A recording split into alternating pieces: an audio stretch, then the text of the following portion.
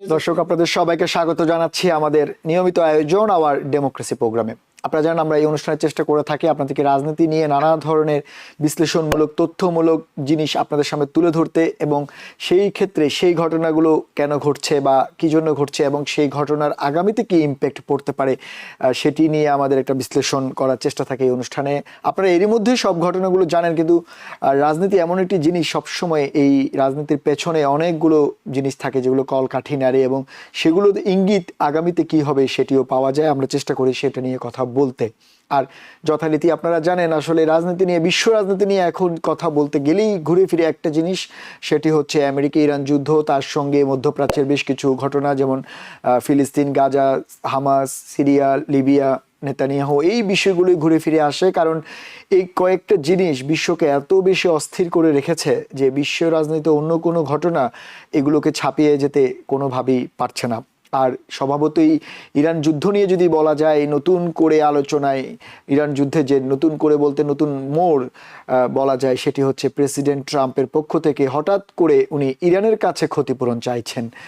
এতদিন আমরা দেখলাম ইরান ক্ষতিপূরণ চেয়েছে আমেরিকার কাছে, এবং সে অনুযায়ী সুইজারল্যান্ডের জেনেভাতে একটি সমঝোতা চুক্তিও হয়েছিল। সেখানে আমেরিকা প্রায় $300 বিলিয়ন দেওয়ার ধাপে ধাপে প্রস্তাবও ছিল, সবকিছু ছিল, কিন্তু সেটি ভায়োলেশন হয়েছে। এখন উল্টো করে নতুন প্রেসিডেন্ট ট্রাম্প নতুন করে প্রস্তাব দিয়েছেন যে উনি উল্টো ইরানের কাছে ক্ষতিপূরণ চায়। গত 50 বছর ধরে ইরান যে পরিমাণ ক্ষতি করেছে বা যাদেরকে হত্যা করেছে বা যেসব তেলবাহী জাহাজ থেকে টোল আদায় করেছে, সবকিছু মিলিয়ে ইরানের কাছে বড় অঙ্কের পাওনা রয়েছে, এমনটা দাবি করছেন প্রেসিডেন্ট ট্রাম্প। যদিও বা ইরান সেটি প্রত্যাখ্যান করেছে এরই মধ্যে, তবে ইরান এখানে একটি আশার বাণী আছে, সেটি হচ্ছে ওমানের যে আলোচনা সেটিতে একটি গ্রিন সিগন্যালের একটি ইঙ্গিত রয়েছে। কারণ ওমানে আলোচনা ফলপ্রসূ হয়েছে বলাই যায়, তাই ইরানের এই আলোচনার মধ্যে হয়তো 2-1 দিনের মধ্যে আবার একটা নতুন চুক্তি হলেও হতে পারে। সেটি তো রয়েছে, কিন্তু সেটির সঙ্গে নতুন করে আলোচনা আবারও প্রেসিডেন্ট ট্রাম্প এবং প্রেসিডেন্ট নেতানিয়াহুর সঙ্গে দূরত্বের ব্যাপারটি, সেটি আবারও গণমাধ্যমে উঠে এসেছে। এটি একেবারে বলা যায় ওপেন, কারণ গাজা নিয়ে, গাজার শান্তি চুক্তি নিয়ে বোর্ড অফ পিসের যে 15টি দফা প্রেসিডেন্ট ট্রাম্প প্রস্তাব করেছিলেন, সেটি একেবারে সরাসরি রিজেক্ট করেছেন নেতানিয়াহু, বেঞ্জামিন নেতানিয়াহু। কারণ উনার পক্ষ থেকে উনি যেমনটি বলছেন যে হামাসের সঙ্গে বা যে গাজার যে অবস্থা, সেখানে উনার পক্ষে এই 15টা চুক্তি মেনে ইসরায়েলের পক্ষে গাজায় শান্তি আনা সম্ভব না। কারণ 15টা চুক্তি, 15টা দফার মধ্যে অনেকগুলো বিষয় সরাসরি ইসরায়েলের সঙ্গে সাংঘর্ষিক, তেমনটি উনি বলছেন। যদিও বা প্রেসিডেন্ট ট্রাম্প বা হোয়াইট হাউসের পক্ষ থেকে বলা হয়েছে অনেক গবেষণা করে এই 15 দফা তারা নির্ধারণ করেছে। তাহলে আসলেই গাজার শান্তি শেষ পর্যন্ত কি হবে, যেটি প্রেসিডেন্ট ট্রাম্প বলছেন যে উনি বোর্ড অফ পিসের মাধ্যমে একটি নতুন গাজা তৈরি করতে চান, সেটির আসলে কি হবে সেটি নিয়েও আমরা কথা বলবো। এবং এই সব ঘটনার মিলে আরেকটি যে ঘটনা, সেটি হচ্ছে আপনারা জানেন মধ্যবর্তী নির্বাচন খুবই সন্নিকটে, এবং মধ্যবর্তী নির্বাচনের এই ডামাডোলের মধ্যে এই ঘটনাগুলো বেশ ইম্প্যাক্ট পড়বে। কারণ আমরা এরই মধ্যে বেশ কিছু জরিপে দেখতে পাচ্ছি যে কিছু রিপাবলিকান যে স্টেটগুলো বা রিপাবলিকান যে হাউজের যে স্থানগুলো, সেখানে ডেমোক্রেটদের বেশ উত্থান হচ্ছে। তার মধ্যে মিশিগানের কথা বলাই যায়, অন্যান্য স্টেটে যেমন টেক্সাসও রয়েছে। 2-1টি জায়গায় খুবই হাড্ডাহাড্ডি প্রতিদ্বন্দ্বিতার আভাস রয়েছে, সেটি নিয়ে আমরা কথা বলবো। আর এইসব ব্যাপারে কথা বলতে আমাদের সঙ্গে অনলাইনে যুক্ত হচ্ছেন, সবসময় আমাদের সঙ্গে অনলাইনে যুক্ত হন সিনিয়র সাংবাদিক সৈয়দ মোহাম্মদুল্লাহ। মোহাম্মদুল্লাহ ভাই, আপনাকে স্বাগত আমাদের অনুষ্ঠানে। ধন্যবাদ। আমাদের সঙ্গে আরো একজন অতিথি রয়েছেন, অনলাইনে আছেন professor doctor Golam M Madbar, dean school of social work, Monmouth university, New Jersey. Madbar ভাই, ডক্টর মাদবর, আপনাকেও স্বাগত আমাদের অনুষ্ঠানে। ধন্যবাদ। আপনারা দুজনকেই শুনলেন, আসলে আপনারা দুজনের সঙ্গে আমি বেশ কিছু প্রোগ্রাম করেছি এবং নিয়মিতই আমরা সেই ফিলিস্তিন, গাজা, আমেরিকা, ইরান আশার বাণী বলছি, আলোচনা করছি, কিন্তু কোথাও মানে সেই সফলতা এখনো আমরাও যেমন দেখিনি, বিশ্বও দেখিনি। কিন্তু এতদিনের আলোচনা আমরা একটা জিনিস আলোচনা করছিলাম, ইরান ক্ষতিপূরণ চায়, এখন নতুন করে আমেরিকা ক্ষতিপূরণ চাই। আমি মোহাম্মদুল্লাহ ভাই আপনাকে দিয়েই শুরু করি, আপনি বলুন যে হঠাৎ করে প্রেসিডেন্ট ট্রাম্পের এই ইরানের কাছে ক্ষতিপূরণ চাওয়ার এই বিষয়টাকে আপনি কিভাবে দেখছেন, বা কেন উনি এত কিছু থাকতে এখন আবার এই ক্ষতিপূরণেরটা সামনে নিয়ে আসলেন? এটা একটা কৌশল।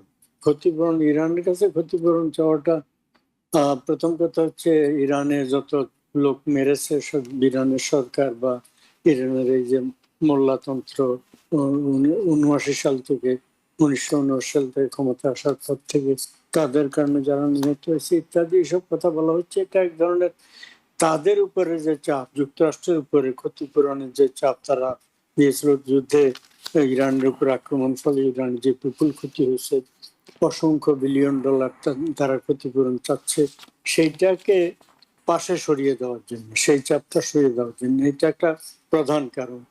আর আদারওয়াইজ ইরানের উপরে যুক্তরাষ্ট্রের ক্ষতিপূরণ চাওয়াটা এছাড়া আমি আর কোনো দিক বুঝি না।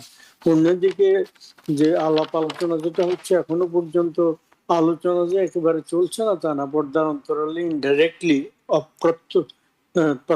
পরোক্ষভাবে দুই পক্ষের মধ্যে কিছু কিছু কন্ট্যাক্ট হচ্ছে। আর আপনি যেটা একটু আগে বললেন হরমুজ প্রণালীর ব্যাপারে, হরমুজ প্রণালীর একটি সাইডে একটি অংশ তো ওমানের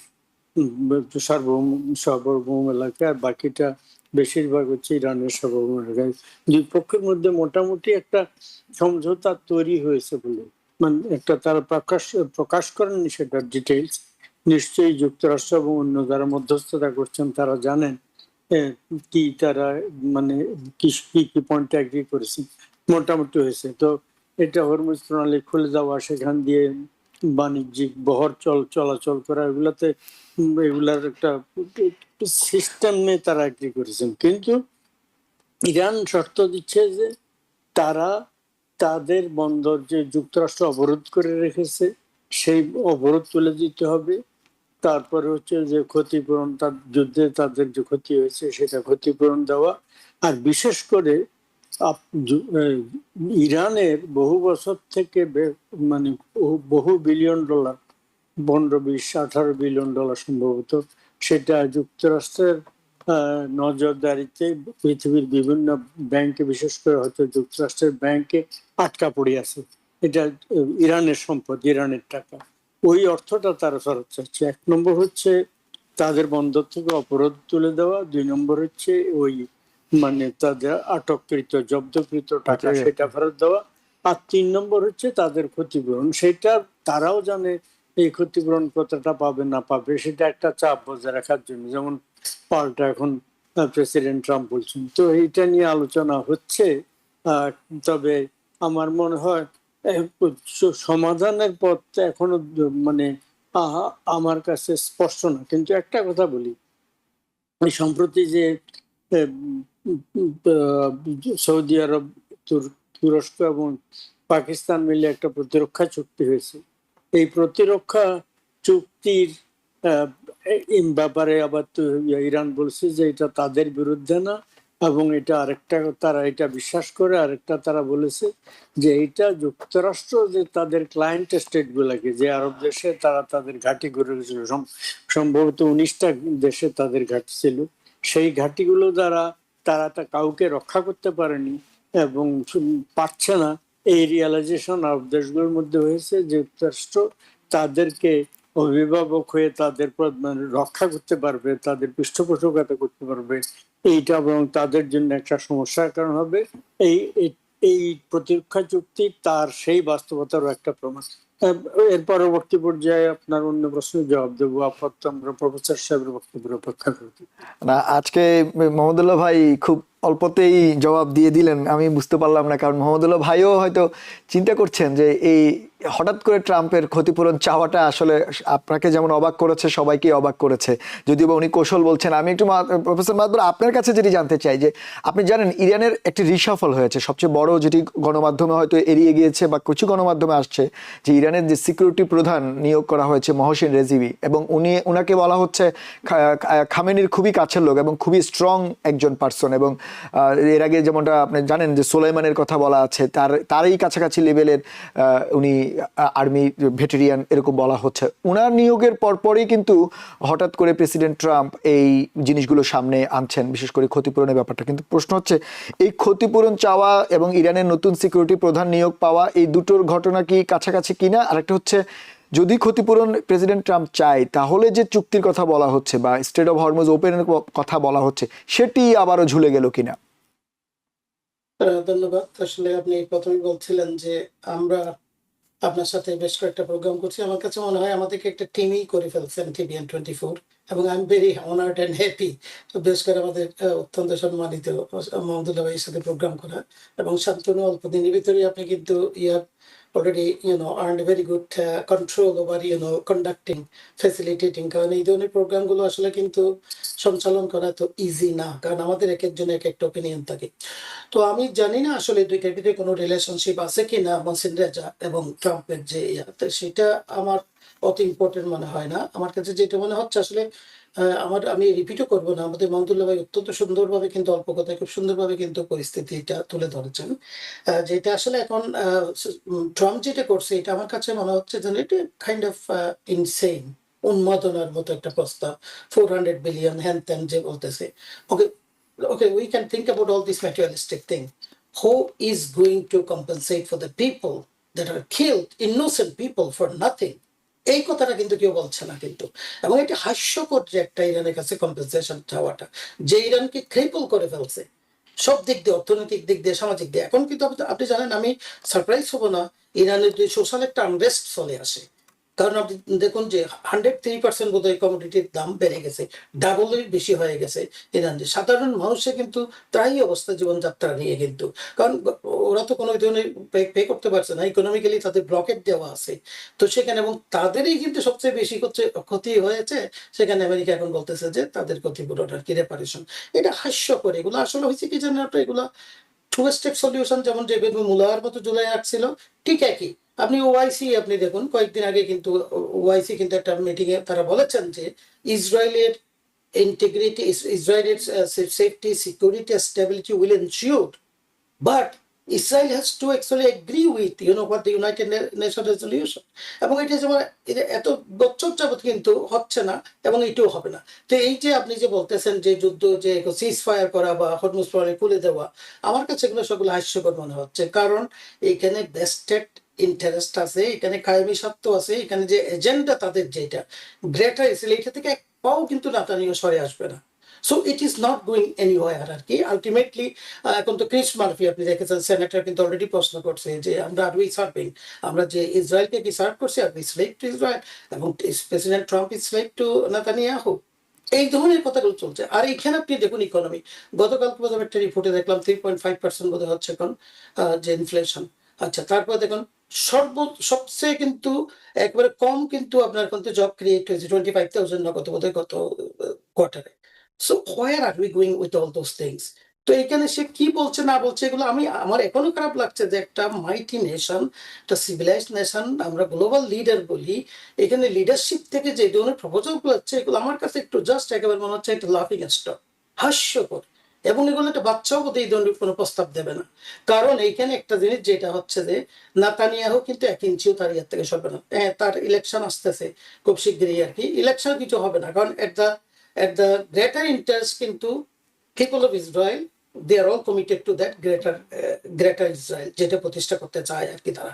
আপনার সেকেন্ড পোর্শনটা ছিল, আমি ঠিক ভুলে গেছি, সেকেন্ড প্রশ্নটা না, ছিল। আমি আপনাকে যে ক্ষতিপূরণের যে ব্যাপারটি, সেটি হচ্ছে উনি 50 বছরের ক্ষতিপূরণ চায়, কিন্তু গত 5 মাস 6 মাসে 52,000 প্লাস পিপল মারা গিয়েছে, আপনি জানেন।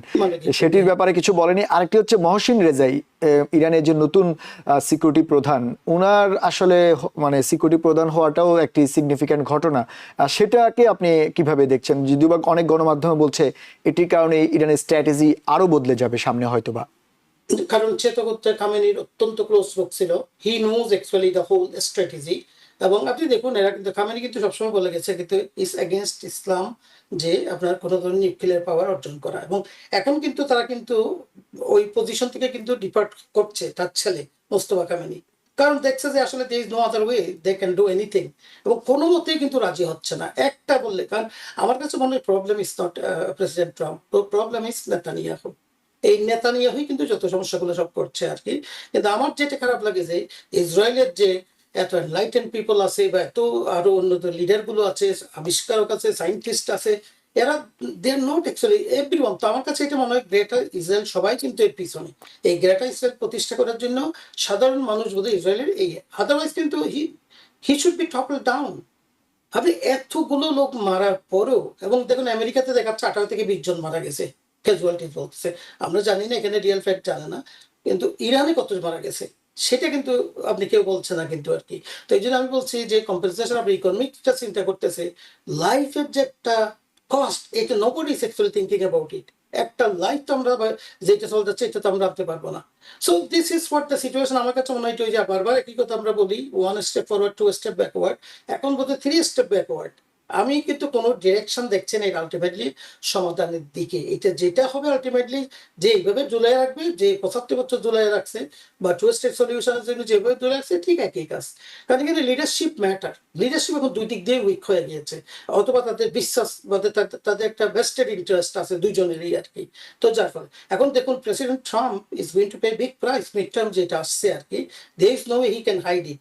ইকোনমিক্যালি বলেন, এই যে জিনিসপত্রের তেলের দাম যে আমরা যেভাবে পে করতেছি সাধারণ মানুষ, আমার কাছে ইটস গোয়িং টু রিফ্লেক্ট। যেমন বিভিন্ন জায়গায় কিন্তু আপনার প্রাইমারিতে কিন্তু ডিভিট খাচ্ছে তাদের লোকজন। So this is, I don't know where is E taking the country. President ট্রাম্পের আমার মনে হয় যে আলটিমেটলি বোল্ড স্টেপ নিতে হবে, তার লিডারশিপই করতে হবে, instead of being influence by this Netanyahu. So that's why we are now is a কোয়াটমাই কাইন্ড অফ সিচুয়েশন। এটা is not helping Israel, is not helping also United States. আমার মনে হয় বোধ দিকে লুজার পার্টিস। এতে করে হচ্ছে কি দেন, আপনার যুক্তরাষ্ট্রের যে লিডারশিপটা তো চলে যাচ্ছে, and it is going to go to the hand of another terrible regime. Ultimately কিন্তু যুক্তরাষ্ট্র এটার জন্য কিন্তু আরেকটা প্রাইস পে করবে। সো আমার কাছে এখন যেটা আমি দেখছি আর কি, নো সলিউশন। না, আপনি সলিউশন দেখছেন না, কিন্তু প্রশ্ন হচ্ছে এইভাবে সলিউশন না দেখলে তাহলে তো অর্থনীতির যে অবস্থা হবে। কারণ আপনি জানেন যে ওয়াল স্ট্রিট জার্নাল এবং সিএনএন গত 2-3 দিন ধরেই ধারাবাহিকভাবেই অর্থনীতির খারাপ অবস্থা নিয়ে রিপোর্ট করে যাচ্ছে। ইরানের ব্যাপারে শান্তনু দেখছেন, আপনি যথার্থ সুন্দরভাবে বলেছেন যে ইরানের ব্যাখ্যাতে দেখছেন আপনি যে তাদের বলছে 6% তাদের কিন্তু আপনার জিডিপি লস করবে। 6% আপনার সোজা কথা। ইরানের অবস্থা তো আরো জঘন্য অবস্থা এখন ইরানের, কিন্তু এখন তারা যেটা করতেছে বাঁচা মরার লড়াই। এদের তো মানে পিছিয়ে যাওয়ার কিন্তু তাদের কোনো অপশন নাই। এবং সবসময় আপনি দেখছেন তারা কিন্তু ডিফেন্সিভ ওয়ারে গেছে, এখন মাঝে মধ্যে টুকটাক একটু অফেন্সিভ করছে আর কি। সো এখন তারাও তাদের দেওয়াল পিঠে ঠেকে গেছে, সুতরাং they will only go move for, they can not actually go, already দেওয়ালে কিন্তু তারা ঠেকে গেছে। তো এখন পাকিস্তান নেগোসিয়েশন করার জন্য আসে, এবং কেউ কিন্তু একটা কনক্রিট সলিউশন দিয়েছে বা কাছাকাছি চলে আসলেও ওখানে আবার আলটিমেটলি কিন্তু নেতানিয়াহু বেঁকে যায়। তো বেঁকে গেলেই কিন্তু এটা আলটিমেটলি কিন্তু is not going anywhere. So the problem is not, আমার কাছে যেটা মনে হয়, is not Trump, problem is this guy, someone need to be. আশা করি স্টেটমেন্ট দিল, চায়নার স্টেটমেন্ট দিল বোধহয় গতকালকে, this guy need to be stop. Giorgia Meloni আপনার ইটালির প্রাইম মিনিস্টার কন্টিনিউয়াসলি কিন্তু বলছে। তো এইরকম কিন্তু স্পেন বলছে, আয়ারল্যান্ড বলছে, কিন্তু আমার কাছে খারাপ লাগে মিডল ইস্টের কান্ট্রিগুলো আসছে না। রাদার এইটা তার একটা কি বলবো ইনভেস্টিগেট করছে যে আরো আরো আপনার অনেকটা কিন্তু আগুনের মতো একটা স্ফুলিঙ্গ বের হওয়ার জন্য সৌদি আরব, পাকিস্তান, তারপরে হচ্ছে টার্কি, এগুলো তো সলিউশন না। এই যে পোলারাইজেশনে কেন যাচ্ছে, they also lost hope and confidence, trust হারিয়ে ফেলছে। সো এতে হচ্ছে কি আলটিমেটলি আপনি বলছেন যে তাহলে সলিউশন না হলে কি হবে, এখন যা হচ্ছে তাই হবে। এতদিন তো হয়নি, আমরা ফেব্রুয়ারি থেকে শুরু হয়েছে। So suffering is going to be more for the miserable for the general people. না, সেটি আপনি হয়তো বলতে পারেন যে সাফারিং হচ্ছে, কিন্তু সেটি হচ্ছে একটা পক্ষের কথা। কিন্তু আমরা যদি প্রেসিডেন্ট ট্রাম্পের যে অর্থনৈতিক উপদেষ্টা ভ্যানসেন্ট, ওনার বক্তব্য দেখি, উনি বলছেন যে যুদ্ধের কারণে আমেরিকার তেমন কোনো ক্ষতি হয়নি, এবং ইনফ্লেশনের ব্যাপারটি তিনি দায় চাপাচ্ছেন যে আগের সরকারের জন্য ইনফ্লেশনের যে ধারাবাহিকতা সেটি হতে পারে, যেটি হয় আর কি। আমি একটু মোহাম্মদুল্লাহ ভাই আপনার কাছে জানতে চাই, যেমনটি এটি খুবই একটা সিরিয়াস ব্যাপার যেটি আমাদের মাদবুর ভাই যেটি রেইজ করলেন, যে মধ্যপ্রাচ্য যেই ছোট ছোট জোটগুলো করার জন্য হঠাৎ করে উঠে পড়ে লেগেছে। বিশেষ করে সৌদি আরবের আমরা দেখলাম যে তিনটা দেশের সঙ্গে করলো, এর আগে আবার 8টা দেশের সঙ্গে করলো, তারপরে তারা আবার বোর্ড অফ পিসের সঙ্গে যুক্ত। মানে হঠাৎ করে মধ্যপ্রাচ্যের এই দেশগুলো কেন মানে আমেরিকাকে বাদ দিয়ে নিজেদের মধ্যে অথবা ইসলামিক ঘরানার এই দেশগুলোর সঙ্গে জোট করতে বেশ উঠে পড়ে লাগলো, এটি একটি কথা প্রশ্ন। আরেকটা হচ্ছে, যদি সেটি করেও তাহলে কি তারা আসলে এখন যে ঘটনা ঘটছে মধ্যপ্রাচ্যের নিরাপত্তা তারা আদৌ নিশ্চিত করতে পারবে আমেরিকা ছাড়া? আমেরিকা ছাড়া নিশ্চিত করা সেটা আরেকটা ব্যাপার, কিন্তু কথা হচ্ছে ওরা কেন জোট করছে। জোট করার দুটো দিক, একটা হচ্ছে নিরাপত্তাহীনতায় ভুগছে, এটা সম্ভবত একটা, আরেকটা হচ্ছে সুন্নি দেশগুলো শিয়া ইরানের বিরুদ্ধে এক ধরনের জোট করছে। তুরস্ক এর আগে ইসরায়েলের ব্যাপারে অত্যন্ত প্রখর কঠোর নীতি অবলম্বন করছিল। গত বছর দেড়েকে বিশেষ করে গাজার পরিস্থিতির শেষ দিক থেকে শুরু করে তারা অনেকটা ম্যালোড হয়ে গেছে। তাদের নেতাও সম্ভবত অসুস্থ, রাজীব তাইয়িব এরদোয়ান, যাই হোক ম্যালোড হয়েছে। তাদের স্ট্র্যাটেজিক কোন রিওরিয়েন্টেশনের ব্যবস্থা সৃষ্টি, যেখানে সৌদিদের সাথে তাদের ভয়ঙ্কর গন্ডগোল লেগে গিয়েছিল খাশোগি হত্যার কারণে, সেখানে এখন সৌদি আরবে গিয়ে মক্কাতে মক্কা এগ্রিমেন্টের ব্যাপারে একটা কথা বলেছে। 802 সালে আপনার খলিফা হারুন রশিদ তার মৃত্যুর পরে তার পুত্ররা যাতে নিজেদের মধ্যে যুদ্ধে জড়িয়ে না পড়ে সিংহাসন উত্তরাধিকার নিয়ে একটা চুক্তি করলেন। চুক্তি করলেন কোথায়? কাবার যে বিল্ডিং, যেটার চারপাশে মানে হাজিরা যে তাওয়াফ করেন, সেই ঘরের ভিতরে গিয়ে একটা চুক্তি আগে লিখেছেন, মন্ত্রীদেরকে জেনারেলদেরকে দিয়ে সবাই সেটা আনুগত্য প্রকাশ করছে। দুই পুত্র মামুন এবং আমিন তারা আনুগত্য করেছে, এটা তারা মেনে চলবে। তারপর সেই বিল্ডিং এর ভিতরে গিয়ে আনুষ্ঠানিকভাবে শপথ করছে, যেটাকে মুসলমানরা আল্লাহর ঘর মনে করে সেখানে। তারপর এটা লিখিত একটা ওই ঘরের ভিতরে টাঙিয়ে রাখা হয়েছে। ওনার মৃত্যু হলো 1813 সালে। তারপরে দুই পুত্রের মধ্যে লড়াই লেগে গেল, তারা একে অপরকে মানে শেষ করে দেবে। শেষ পর্যন্ত খলিফা আমিন মারা গেলেন, মামুন পরবর্তী খলিফা হলেন। এই যে তিন দেশের বিরুদ্ধে এই চুক্তি, এটা একদম আর ওই মক্কার ওই কাবার মক্কার নামেই তো হয়েছে। আজকে রিয়াদের নামে যদি হতো, তো মক্কা মানেই পবিত্র স্থান, এটার নাম হয়েছে। এটাকে আমার কাছে একটা সিগনিফিকেন্ট মনে হচ্ছে। এই তিন দেশের ভিতরে বিশেষ করে তুরস্কের সাথে সৌদি আরবের সম্পর্ক মানে শীতল আগেও ছিল, এখন অজানা নাই সত্যি। যাই হোক, এই একটা তো ফলে এইটার ফিউচার মানে আমার কাছে খুব ব্রাইট মনে হয় না। দ্বিতীয় আর একটা হচ্ছে, এটা সুন্নি জোট শিয়াদের বিরুদ্ধে হলে সেটা নিন্দনীয়। যাই হোক, কিন্তু অন্য আরেকটা কেন যেন আমার মনে হচ্ছে, ভেতরে ভিতরে কি কি হচ্ছে আমি জানি তা, আমরা তো বিশ্লেষণ করি, চেষ্টা করি। আমার কেন যেন মনে হচ্ছে এই এক ধরনের লোকাল এজেন্সি দেওয়ার মতো ঘটনা ঘটেছে। আচ্ছা। ইরানকে এরা ধ্বংস করবে, সুন্নিরা মেজর পাওয়ার গুলো ইরানকে কনফ্রন্ট করবে, যুক্তরাষ্ট্র নিয়ে মাথায় ঘামতে হবে না বলে অ্যাপারেন্টলি মনে হচ্ছে যুক্তরাষ্ট্রের কাস্টডি, তারা ওখানে তাদের সামরিক মানে ঘাঁটি টাটি এগুলোর দ্বারা নিরাপত্তাহীনতা ভোগ করার কারণে এটা করছে। অধিকাংশ বিশ্লেষক তাই বলছেন, কিন্তু আমার ভেতরে সন্দেহ ঘটনাটা তা না। ঘটনা হচ্ছে ওরাই লোকালি, প্রথম কথা হচ্ছে তারা ইসরায়েলের সাথে সখ্যতা হয়তো বাড়াবে, সম্পর্ক করতে যাবে। বিশেষ করে সৌদি আরব আব্রাহাম অ্যাকর্ডে হয়তো সাইন করে ফেলবে, 2 দিন আগে হোক পরে হোক। কোন একটা স্টেটমেন্ট যদি ইসরায়েলের পক্ষ থেকে they will consider two state solution, এই জাতীয় লিউকারটা কি যদি আদায় করতে পারবে, হয়তো ওইটা এই একটা।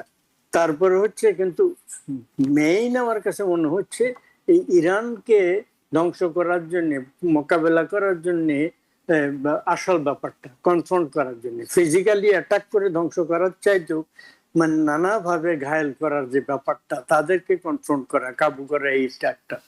আর ইসরায়েলের কথা আপনি বারবার বলেছেন, অনেক কথা বলেছেন।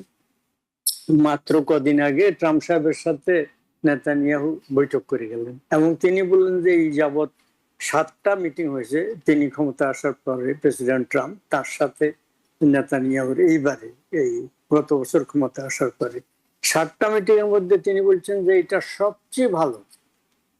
এইরকম সেখানে এই গাজা ইস্যুটা আলোচনা হয়নি, যেটা বোর্ড অফ পিস করছে না করছে, এগুলা বোর্ড অফ পিস আকস্মিকভাবে পরশু ট্রাম্প সাহেবকে ড্রাফটটা দিয়েছে, কি কি হবে ইত্যাদি। তার আগে এটা কথাবার্তা চালাচালি হয় নাই, কি কি প্রস্তাব আসছে, কি প্রস্তাব গ্রহণ করা হচ্ছে, হবে না নাকচ হচ্ছে, এগুলা নিয়ে নিশ্চিত আলোচনা হয়েছে। আপনি বারবার এই গাজার টানেল দেখেছেন, সে নিয়ে আমি 2 লাইন বলবো। এই নিশ্চয় কথাবার্তা হয়েছে এবং উনি খুব খুশি মনে এখান থেকে গেছেন। ওখানে উনি তার রাইটিস্ট এক্সট্রিমিস্ট ইলেক্টো ভোটারদেরকে খুশি করার জন্য ট্রাম্পের এইটাকে একবারে টোটালি নাকচ করে দিয়েছেন, বোর্ড এই 15 দফাকে। এইটা একটা দিক। অন্য দিক হচ্ছে যে তিনি মানবেন না এবং সে ব্যাপারে ব্লু প্রিন্ট হয়তো তৈরি আছে, যেটা প্রফেসর সাহেব বলেছেন যে ওই গ্রেটার ইসরায়েল ইত্যাদি সব ব্যাপার, সেটা আমিও বারবার অনেক সময় বলেছি। তো ওইটা একটা ঘটনা আছে। এই যে বোর্ড অফ পিসের প্রস্তাব তারা মানছেন না। আপনি যে টানেল খবরটা দেখলেন, আচ্ছা শুনুন, এই গাজাটা পুরোপুরি ইসরায়েল সবসময়, এবারের যুদ্ধের আগেও গাজার বর্ডার দিয়ে একটা সুর যদি এখানে ঢোকে ইসরায়েল কন্ট্রোল করে। রাফা বর্ডার যেটা মিশরের সাথে, সেটার গেটও ওই সাইডে ইজিপ্ট, কিন্তু ওটার দিয়ে কি আসবে না আসবে আগে ইসরায়েলের সাথে ক্লিয়ারেন্স নিতে পারে। এই যে এত লোক মারা গেল, একটা লোককে ইসরায়েল মানে গাজার থেকে ওইদিকে চিকিৎসার জন্য নেওয়ার জন্য ইজিপ্টকে এদের পারমিশন নিতে হয়েছে। যাই হোক, এইটা তো এখানে এরা রকেট বানায়, এই রকেট ছড়ে ইসরায়েলের ভিতরে। রকেট মানে ছোটখাটো, মাঝে মধ্যে দু একজন মারা যায়, বেশিরভাগ এগুলা বাজির মতো। এইটা একটা বাজিতেও কিন্তু লোক মারা যায়। এরা রকেট বানায়, এরা আপনার টানেল খোঁড়ে। মাল মশলা কোথায় পেলো? ওরাই তো সব দখল করে রেখেছে চারিদিকে। ওরা মাল মশলা কোথায় পেলো? না, যদি আপনি বলেছেন ওরা সব দখল করছে, ওরা সব করছে, তাহলে শান্তির দরকার কি? না না, তার চাইতে আমি সেটা পরে কথা। এই যে সেটা নিয়ে তো প্রশ্ন উঠছে যে তাহলে তাহলে এই বানালো, ওটা এলাও করেছে এবং তাদের নজরদারি, তারা এই হেজবুল্লাহর কার কার কাছে কি কি আছে তাদের সবগুলার ভিতরে জিনিসপত্র ঢুকেছে। কোথা মানে তেহরানের এক হোটেলে এদের এক হামাসের এক নেতা আছে, কোন রুমে আছে সেই রুম তারা বম্বিং করতে পারে। তারা মানে আকাশপথ থেকে পৃথিবীর কয়েক বিলিয়ন সমস্ত যানবাহনকে তোলে। তাদের 3 দফা অনেক ধরনের মানে নজরদারি ব্যবস্থা আছে। এরা দেখে না এরা কিভাবে টানেল করে এরা ইসরায়েলের ভিতরে যে আক্রমণ করছে, এই সবগুলো তথ্য একসময় ফাঁস হবে। আপাতত আমরা জানি যে গাজা নিয়ে আমরা যা ভাবছি, মধ্যপ্রাচ্য নিয়ে যা ভাবছি, ইরান নিয়ে যা ভাবছি, মোটামুটি একটা ব্লু প্রিন্ট ঠিক করা আছে। সেই অনুযায়ী কাজ হচ্ছে। শান্তি বা অশান্তি দুটোই সেই অনুযায়ী। আপাতত যুক্তরাষ্ট্রের স্বার্থে হয়তো এই মুহূর্তে যুদ্ধে নাও যাওয়া যায়, সম্ভবত নাও হতে পারে এটা, কিন্তু শেষ পর্যন্ত ব্লু প্রিন্ট অনুসারে কাজ হবে বলে আমার নিজের ধারণা। আমি নিশ্চিত ভাবে মনে করি এটা। আচ্ছা, সেটি তো আমাদের প্রশ্ন থাকবে। আমি একটু প্রফেসর ডক্টর গোলাম মাদবর আপনার কাছে যেটি জানতে চাই, যেমনটি বলছেন যে আমাদের মাহমুদুল্লাহ ভাই, যে অনেক কিছু গাজাতে বা ইসরায়েলের অনুমতি ছাড়া গাজাতে কিছুই ঘটে না, কিন্তু প্রশ্ন হচ্ছে আপনি জানেন যে বন্ধুত্ব এমন একটি জিনিস যে বন্ধুত্ব সবসময় টিকে থাকে। এবং আমরাও গণমাধ্যম থেকে সব জায়গায় বলা আছে যে বেঞ্জামিন নেতানিয়াহু এবং ট্রাম্পের সঙ্গে বন্ধুত্ব অনেক গভীর। তাহলে ট্রাম্পে যে 15 দফা প্রস্তাব দিল এবং নেতানিয়াহু একদম গণমাধ্যমে সেটি মানে রিজেক্ট করে দেয়া, এটিতে কি মিন করছে? এবং আরেকটি জিনিস হচ্ছে যে বোর্ড অফ পিস, তাহলে তাদের ভূমিকা কি? তাহলে বোর্ড অফ পিসের প্রথম অ্যাসাইনমেন্টই তো তারা ফেলিওর বলা যায় নাকি? শান্তনু, আসলে আমি একটু বলি, বয়স তো আমাদের কম হচ্ছে না। মাহমুদুল্লাহ ভাইয়ের অভিজ্ঞতা আমাদের থেকে আরো বেশি। মাহমুদুল্লাহ ভাই চমৎকার ভাবে বলছেন it's all about blueprint. দেখুন, এটা কিন্তু it's not under the rug anymore, এটা সারফেস আউট হয়ে গেছে, কিন্তু it's all about religious war যেটা করছে আর কি। কেন তার এত বন্ধু হলো নেতানিয়াহু এবং ট্রাম্প? আপনি ট্রাম্প ক্ষমতা আসার পর প্রথমে কি করলো? যত অ্যান্টাই, শুধু কিন্তু আবার কিন্তু সৌদি আরব চলে যায়, কারণ সেখানে হচ্ছে ইন্টারেস্ট আছে, অয়েল ইন্টারেস্ট আছে, এনার্জি ইন্টারেস্ট আছে। এইটা যেটা করছে, এবং এতে করে আপনার দেখেন আরো অন্য কান্ট্রি কিন্তু বিশেষ করে ইসলাম বিদ্বেষী, আমি জানি না এটা কেন বারবার করছে আর কি, যে ফোর্সেস গুলো এরা কিন্তু এক হয়ে যাচ্ছে এবং এক হয়ে কিন্তু এগুলো করছে। এগুলো কিন্তু you can not actually keep it under the rug anymore. It's so clear. এই যে মাহমুদুল্লাহ ভাই একটু আগে যেমন বললো বা আমরা বললাম যে সৌদি আরব এবং টার্কি এবং পাকিস্তান, এরা কিন্তু একটা পোলারাইজেশন করতেছে। এটা হবে কি জানেন, রিলিজিয়াস ওয়ারটাকে আরো বেশি প্রপাগেট করবে। So this is what is happening. আমার কাছে খারাপ লাগছে বিশ্বের নেতাগুলো এই ধর্মভিত্তিক কেন রাজনীতি হবে, ধর্ম দিয়ে কেন মানুষকে ডিভাইড করবে, ওয়ার্ল্ডকে ডিভাইড করবে, beauty of different religious group. এটা আপনারা কিন্তু, আমরা কিন্তু শাক দিয়ে মাছ ডাকার চেষ্টা করছি, এটা ডাকা যাবে না। এন্ড দেয়ারফর যে এদের বন্ধুত্ব কিন্তু ওই জায়গাটায়, আমরা জানি একটা থার্ড কান্ট্রি কিন্তু এখানে জয়েন করছে একই সেম ইয়াতে, এবং তাদের কার্যকলাপ কিন্তু এইভাবেই শুরু হচ্ছে। সো এগুলো আর কিন্তু ঢাকার বোধহয় কিছু নাই, এবং এইটা বন্ধুত্ব থাকবে এবং এটা করবে। এদের ব্লু প্রিন্ট যেটা আছে, that's what they want to establish. আর এগুলো কালক্ষেপণ করছে, এবং ইরান কিন্তু ইজ ভেরি স্মার্ট। আমরা জানি তারা কিন্তু এগুলো অনেক আগে রিয়েলাইজ করছে। আর দোকানের যেটা প্রবলেম হচ্ছে, আর দোকান কিন্তু caught in several the areas. Number one, member of the European Union, member of the what call NATO, সেখানে একটা কিন্তু তার একটা বন্দি একটা ব্যাপার আছে। তার দেশেও কিন্তু আবার একটা গ্রুপ আছে কিন্তু ভীষণভাবে কিন্তু লেফটিস্ট, তারাও কিন্তু চায় না। তো এখন পাকিস্তানের যেটা হয়ে গেছে, কিন্তু পাকিস্তান কিন্তু যাচ্ছে দুই দিক তিন দিক থেকে কিন্তু কোনো একটা ফায়দা নিয়ে সৌদি আরবের কাছাকাছি থেকে সেটাও চায়, এদিকে আবার কিন্তু আপনার আমেরিকারও কাছাকাছি থাকতে চায়। আমি বারবার কিন্তু একটা কথা বলেছি, এখানে কিন্তু অনেস্টির কোনো স্কোপ নাই। সবাই কিন্তু করছে এগুলো, কিন্তু জাস্ট সিম্বলিক এগুলো করছে, অর্থাৎ যে প্রত্যেকটা জিনিসের যে আপনার কিছু সংকেত থাকে, সংকেতগুলো অ্যাড্রেস করতেছে, মূল সমস্যা অ্যাড্রেস করছে না। এই যে ওআইসির যে তারা যে এটা বলছে আমরা ইনশিওর করবো piece, stability, safety, security. Abraham accord কেন লাগে? যদি আপনি যদি করতে পারেন যে রিলেশনশিপটাকে বিল্ড করতে পারেন, ইসরায়েলকে রেকগনাইজ করবে বলছে যে, কিন্তু at the same time two state সলিউশনটাকে এস্টাবলিশ করো। তা আপনি ওইটা করবেন না, খালি হচ্ছে একতরফা করবেন। তা আমার কাছে এমন এখন যেটা মনে হচ্ছে, এগুলা ইটস নট গোয়িং এনিওয়্যার। তাহলে তাহলে প্রফেসর মাদবর, আপনি যেটি বলছেন যে উনি বন্ধুত্ব ঠিক আছে এবং আগে থেকে চলছে, তাহলে কি নেতানিয়াহু কেন রিজেক্ট করলো এই যে বোর্ড অফ পিসের আপনার 15 দফাকে? বিশেষ করে হামাসের ব্যাপারে ওনার আপত্তি, যে হামাসের সঙ্গে 15 দফার মধ্যে একটি দফা আছে যে হামাসের সঙ্গে দীর্ঘমেয়াদী যুদ্ধবিরতি এবং হামাস নিজের মতো করে তাদের টেরিটরি নিয়ন্ত্রণ করবে। হামাস শান্তনু, হামাস বলতে গেলে কিছুই নেই এখন। হামাস কিন্তু টোটালি গন। হিজবুল্লাহ কিছুটা আছে, আপনার ওই যে হুতিগুলো আছে, ইরাক মিলিশিয়াগুলো আছে। হামাস কিন্তু অনেকটা কিন্তু টোটালি কিন্তু ডিস্ট্রয়েড। হামাস এখানে কোনো ফ্যাক্টর আমার কাছে আর মনে হয় না হবে আর কি। যে না, কিন্তু নেতানিয়াহু তাহলে এটার জন্য কেন এই 15 দফাকে রিজেক্ট করছে? কোনটার জন্য? মানে ওনাদের বক্তব্য, নেতানিয়াহুদের বক্তব্য, তারা হামাসের ব্যাপারে 15 দফার মধ্যে যে অনেকগুলো দফায় হামাসের ব্যাপারটাতে তাদের যথেষ্ট আপত্তি আছে। তাহলে একদিকে গণমাধ্যম আপনারা অনেকেই বলছেন যে হামাসের এটা আরেকটা সুতা বলেন, একটা আরেকটা কিন্তু একটা মানে একটা এক্সকিউজ খোঁজা আর কি। আর আচ্ছা, কোনো কিছুতে করতে পারতেছে না বোনটার ভিতরে, এখন হামাসকে নিয়ে লাগছে। হামাস কিন্তু কিছুই নাই বলতে গেলে। আর board of peace, why board of peace? Why not United Nation? আপনি ইয়েস। বোর্ড পিস আবার কোথেকে ক্রিয়েট করবেন? আপনি একটা কান্ট্রি ইনিশিয়েটিভ নিয়ে করবেন, আর কয়েকটা যে কিছু আছে, তো কিছু লোক আছে তো তাদের উপর ডিপেন্ডেন্ট, তারা জয়েন করবে। সেই বোর্ড অফ পিস কেন?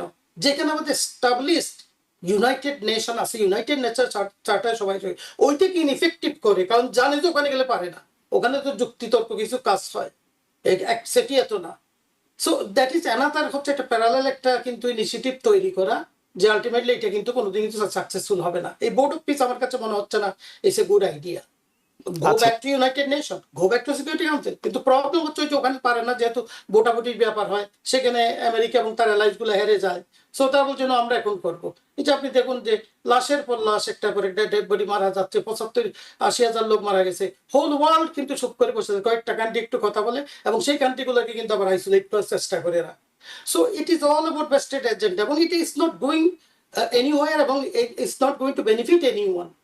এবং আপনি যদি রিলিজিয়াস ওয়ারের কথাও বলেন, কোন ধর্মের জন্য কিন্তু শুভ না, না মুসলমানদের জন্য, না খ্রিস্টানদের জন্য, না জুইসদের জন্য, না হিন্দু, না বৌদ্ধ, কারোর জন্য কিন্তু না। এগুলো আমরা কিন্তু যেটা অনেক দিন যাবত আমরা কাজ করেছি, separation of state from the church, ওগুলাকে কিন্তু আবার কিন্তু পিছনের দিকে নিয়ে যাচ্ছে। It's going back actually medieval period আগে চলে যাচ্ছে, আদি যুগে চলে যাচ্ছে।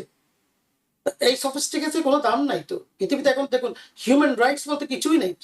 ওই যে জিনিসপত্রের কথা বলছে, টাকা পয়সার কথা বলতেছে, রেপারেশনের কথা বলতেছে, কম্পেনসেশনের কথা বলতেছে, human lives, costing human lives, এইটা কিন্তু কেউ কিছু বলছে না। সো আমার কাছে এগুলো খুব রেডিকুলাস মনে হচ্ছে। আমি সত্যি কথা এখন আমি কিন্তু সিএনএন টিএনএন গুলো দেখা বন্ধ করে দিয়েছি। News media so biased narratives তৈরি করে, যাতে করে it actually going to be in favour of their vested interest. আমি আসলে সত্যি কি আমি I am losing my confidence, trust in the whole world system. আমি জানি that is not a solution also. আমাদের তো we have to come up with some kind of plan, কিন্তু but the way actually things are moving, কারণ ক্ষমতা তো আসলে কিছু কান্ট্রির হাতে। Those countries they are not doing anything. আপনি ফ্রান্স থেকে চুপ করে বসে আছে, যে 5টা যদি আপনি নিউক্লিয়ার পাওয়ার কথা বলেন, ইউকে চুপ করে বসে আছে, একবার একটা স্টেটমেন্ট দিয়ে চলে যায়। রাশিয়া চাইনা তো অন্যদিকে, এখন আমেরিকা একদিকে, কিন্তু ওই 2টা কান্ট্রি তো আসতে পারতো, বা আরো ইনফ্লুয়েন্সিয়াল বড় বড় কান্ট্রি গুলো আছে, তারাও ইগনাইট না করে যদি একটা সলভ করার চেষ্টা করতো, তাহলে কিন্তু আমরা কিন্তু আজকে পৃথিবীতে, এখন তো আসলে কোনো জায়গায় যাইতেই তো ভয় লাগে। আমি গত সপ্তাহে মরক্কো ছিলাম, যদিও আমি I did not feel excellent safe, কিন্তু এখন প্রত্যেকটাই, এবং শুধু তো এটা আমি ট্যুরিজমের কথা বলছি তা না, কিন্তু বা ভ্যাকেশনের কথা বলছি না, ট্রেড এন্ড কমার্স কিন্তু স্ট্রং হচ্ছে। আপনি একটু আগে বলেছিলেন যে আমেরিকা তো বলতেছে যে কি ব্যাসেট না হ্যাসেট একজন আছে ইকোনমিক অ্যাডভাইজার, সে বলতেছে এখন হচ্ছে ইকোনমি ভালো। What what kind of the index is E looking এট, যেখানে অন্যান্য যারা জেফ্রি সাক্সের মতো যারা ইকোনমিস্টরা বলছে যে অবস্থা খারাপের দিকে যাচ্ছে যে আমেরিকা, কিন্তু ওরা তো নেগেটিভ তৈরি করে ফেলে, কিভাবে করে ফেলে আমি জানি না, যে এবং সেটা কিন্তু তার বিট করতে পারে ভালো। কিন্তু আরেকটা পার্টি আছে এখানে, ডেমোক্রেটিক পার্টি, এটা কিচ্ছু করতে পারে না।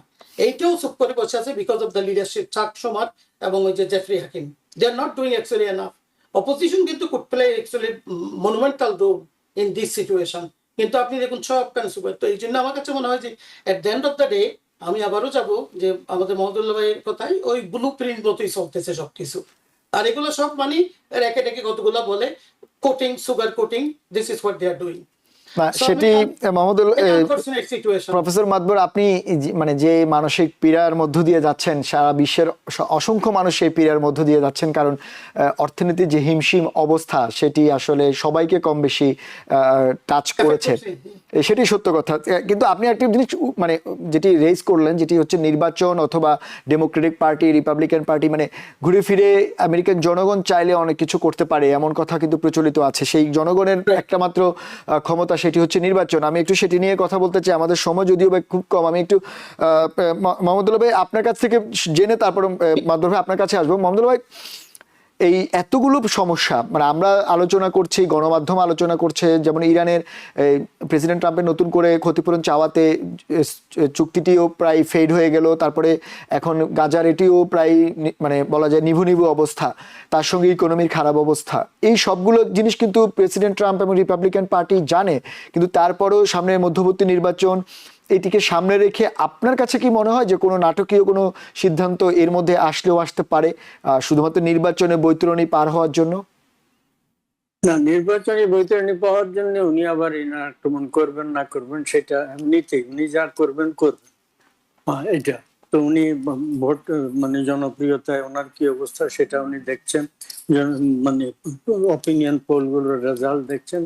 কিন্তু যেটা বলা হচ্ছে সেনেটে, মানে মধ্যবর্তী নির্বাচনে সেনেটে এখনো নিশ্চিতভাবে বলা মুশকিল যে ডেমোক্রেটিক পার্টি মেজরিটি পাবে। সেটা সম্ভবত নাও পেতে পারে বা পেতেও পারে। মেজরিটি মানে যদি 50-50 হয় তাহলেও তারা মেজরিটি হবে না, কারণ ভাইস প্রেসিডেন্ট যখন দুই পক্ষ সমান সমান ভোটার, ভাইস প্রেসিডেন্ট তখন কাস্টিং ভোট দেন, ফলে 50 হলেও তার 51তম ভোট থাকবে ভাইস প্রেসিডেন্টের। তো কেন যেন আমার এখনো মানে এমন মিরাকেল হয়ে যেতে পারে যে ডেমোক্রেটিক পার্টি 50 অতিক্রম করতে পারে, কিন্তু সম্ভবত 50 বা তার নিচে থাকবে, 49 এরকম থাকবে। এটা হাউসে মেজরিটি পাওয়ার সম্ভাবনাটা এটা অনেকটা উজ্জ্বল। কিন্তু এগেইন সেখানে আরেকটা নতুন ঘটনা যুক্তরাষ্ট্রের পলিটিক্স হয়েছে, সেটাই যে সোশ্যাল ডেমোক্রেটিক যারা নিউ ইয়র্কে যেমন মামদানি, এই সোশ্যাল ডেমোক্রেটিকরা ডেমোক্রেটিক পার্টিরই একটা অংশ।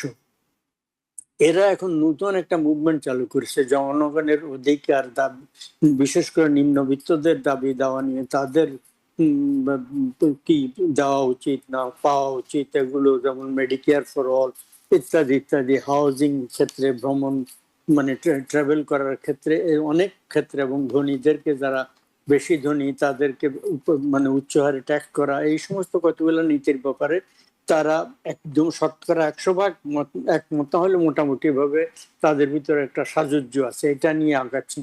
তো অনেক জায়গায় এই মিশিগানে এল সাইফ, এক আরব আমেরিকান, উনি আরব বংশোদ্ভূত কিন্তু জন্ম মিশিগানে, তিনি সেনেটের মানে ডেমোক্রেটিক পার্টির ক্যান্ডিডেট হওয়ার জন্য ওখানে প্রাইমারিতে উইন করছেন। তো এরকম বিভিন্ন জায়গায় যারা বেশ কয়েকজন সোশ্যাল ডেমোক্রেট উইন করেছেন। সমস্যা হচ্ছে যে ডেমোক্রেটিক পার্টির মেইন লিডারশিপ এই সোশ্যাল ডেমোক্রেটদের বিরুদ্ধে ইন জেনারেল, রিপাবলিকানরা তো বিরুদ্ধেই আছে। আর আপনার জনগণের ভিতরে কতটা এরা ইতিমধ্যে পৌঁছে গেছে, নিউ উইন করেছেন মামদানি, সেটা একটা বিশাল ঘটনা। আরো কয়েক জায়গায় কয়েকজন উইন করেছেন, কিন্তু সেটা যদি না হয়, সাধারণ মানুষ যদি এখনো সোশ্যাল ডেমোক্রেটিক এজেন্ডায় কনভিন্স না হয়ে থাকে, এখনো এটা মুভমেন্টটা প্রাথমিক পর্যায়ে থাকে, তাহলে মানে নির্বাচনে অনেক বিপুল সংখ্যাগরিষ্ঠতা দূরের কথা, অল্প সংখ্যাগরিষ্ঠতায় হাউস অফ রিপ্রেজেন্টেটিভে মেজরিটি পাওয়া একেবারে সুনিশ্চিত বলে বলা মুশকিল, সম্ভাবনা বেশি, এটা আমরা বলতে পারি। আচ্ছা, মানে আপনি সেটি নিয়ে বেশ শঙ্কিত আছেন। আমাদের একেবারে সময় কম, প্রফেসর মাদবর, জাস্ট এক লাইনের মধ্যে যদি বলতে, আপনিও কি একই রকম শঙ্কা দেখেন কিনা? আমি আসলে সম্পূর্ণভাবে একমত। উনি খুব চমৎকার ভাবে বলেছেন কথার মধ্যে। তো আমি একটা কথাই বলবো, আসলে দেখুন, ন্যারেটিভ যেগুলো, যে আব্দুল্লাহ আল সাইদ তার সম্পর্কে যেটা ন্যারেটিভ গুলা দিচ্ছে, বা ইলহান উমর সবার ন্যারেটিভ গুলা দিচ্ছে, ওরা বলে যে সাধারণ মানুষের কাছে এরা আসলেই এরা শরিয়া ল করবে। এত স্টুপিড কত পার্সেন্ট মুসলমান দেশে আছে। এই জুজুবুরির ভয় কিন্তু দেখা এখন কিন্তু বন্ধ হচ্ছে, ইয়াঙ্গার জেনারেশন কিন্তু এখন বুঝতে পারছে। তো আমি একটা কথা শেষ করবো, যেটা বলবো আপনার, এদেশে একটা নর্থ উত্তর আমেরিকাতে একটা সেইং আছে, একটা কথা বলে আর কি, when mob marches leaders are bound to listen. Solution ওখানে। আপনি ওই যে সেনেট এবং মাহমুদুল ভাই বললো না, যে সেনেট এবং হাউসে ফ্লিপ করার পরেও কিন্তু কিছু করতে পারবেন আলটিমেটলি। হ্যাঁ, কিছু কিছু জিনিস বন্ধ করতে পারবে। ওভারঅল যদি আপনি শিফট চান, চেঞ্জেস চান, I think people need to wake up. এই কথাটা কিন্তু একটা ফিলোসফার বলে গেছে, যে পাওলো ফ্রেরি বলে গেছে, in the pedagogy of the oppressed. যখন এরা কিন্তু অলরেডি কিন্তু অপ্রেসডরা কিন্তু অলরেডি বুঝে ফেলছে, এই যে তেলের দাম আমরা পে করতেছি, সেটি আমাদের সেই জায়গাটাতেও সেটি সলিউশন না, সেই সলিউশন এখন নির্বাচনে এখনো অনেক দেরি আছে, যদিও বা প্রায় 90 দিনের প্লাস। তাও দেখা যাক কি হয়। এর মধ্যে আমরা বেশ কিছু উত্থানও দেখলাম এর মধ্যে, তো সেটি নিয়ে আমাদের নজর থাকবে। আপনাদের দুজনকে আবারও বিশেষ ধন্যবাদ আমাদের সঙ্গে যোগ দেওয়ার জন্য। ধন্যবাদ সন্তোষ। দর্শক, সেই সঙ্গে আপনাদেরও বিশেষ ধন্যবাদ। যেমনটি বলা হচ্ছিল, আমাদের আলোচকরা আজকে যেমনটি আলোচনা করছেন, যে প্রেসিডেন্ট ট্রাম্পের নতুন করে ক্ষতিপূরণ চাওয়াতে আবারও ঝুলে গেল এই ইরান এবং আমেরিকার যে চুক্তি, সেটি যদিও বা এই চুক্তি ঝুলে যাওয়ার কারণে অর্থনৈতিক যে ক্ষতি হবে, সেটির যে ইম্প্যাক্ট আগামী নির্বাচনে পড়বে, তেমনটাও আশঙ্কা করছে আমাদের আলোচকরা। তারপরেও দেখা যাক কি হয়, সেই দিকে আমাদের অবশ্যই নজর থাকবে। আজ এ পর্যন্তই। অন্যদিন অন্য কোনো বিষয় নিয়ে আপনাদের সামনে আবারও হাজির হব, ততক্ষণ আমাদের সঙ্গেই থাকুন। TBN 24 টেলিভিশন দেখতে আজই কল করুন 7187776556। লগ ইন করুন www.totalcablebd.com। নিউ ইয়র্ক থেকে সম্প্রচারিত TBN 24 টেলিভিশন বিশ্বজুড়ে বাঙালির কণ্ঠস্বর।